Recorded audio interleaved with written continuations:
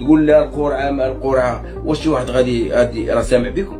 غير انا يمكن غير راني سامع بكم وراني والله ما يمكن مخير راه سامع بكم.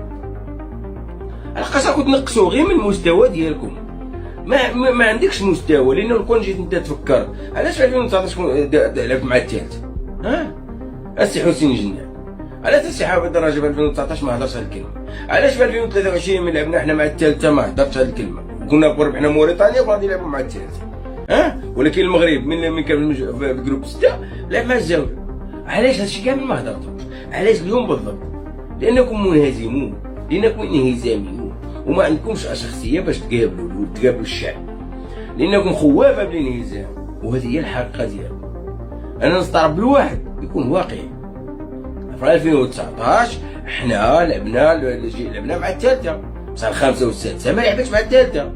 وعلاش اليوم تهضروا؟ علاش دارونا بالخامسه؟ يعني بغيتوا تدخلوا للشعب فكره مؤامره وكولاسه في راسو، باش كاع الا انهزمنا صافي تبقى لاصقه له في راسو مبروك. والله العظيم ما نمشيو بعيد بهذه العقليه، ونحفكم بالله، لانه تفضحتوا، لانه تجلسوا مع بعضياتكم وتشدوا هذوك الصحفيين كاملين الاعلاميين وتفكروا في هذه الطريقه راكم غادي، لانه الطريقه ماشي ناجحه، لانه الطريقه ديال البكائيات وديال رانا مظلومين وديال تعداو علينا وديال قال لكم انت ابتسامه البار القضيه ديال البيان سبور، هذا راه غير بكائيات، غير تخريف، ماشي ديال الصح، ماشي ديال معقول. ماشي دروك عاد تجي تقول لي انايا القرعه دارت الناس لعبت والكره مشات، ودروك عاد انت فقت من النعاس كيفاش هذوك ربعه. وعلاش 2019 فين كنت؟ في 2019 كنتو راكدين. علاش تكذبوا على الشعب؟ والله العلي العظيم علاش تكذبوا على الشعب؟ علاش ما محصين مؤامره كولاسه؟ علاش ما تقلعوا شويه هذيك الثقافه وتبدلوا شويه الاخر ديالكم وتخدموا في المعقول؟ والله العلي العظيم راه توجور حنا حكرونا دارونا راهم يكولسون، راه عيب والله الا عيب.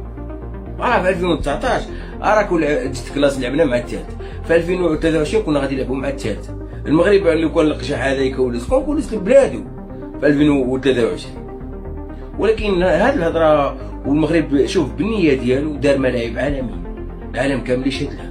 ارضيه الميدان اللي لو كان الشتا طاحت عندنا في الجزائر، حنا هذيك الشتا طاحت في المغرب، لو كان غتروق كاع الملاعب وكل شيء صار، الا نتوما اللي تخصصوا، اقسم لكم بالله، لانه نتوما مراه بحاجه انتهى المغرب، فهمتوا؟ داخلين له في التراث تخونوه، داخلين له في كل شيء، وتا حاجه ما ديروها، والله حاجه ما ديروها. كيما هذاك اللي يقول قال لك الزليج ديالنا، فين عمرك تخدم شي زليج؟ فين عندك شي زليج؟ هي داخلها صباط وجاي غادي مرادمي قفطان ديالنا، قفطان نسجلوه المغرب وجمع معاه.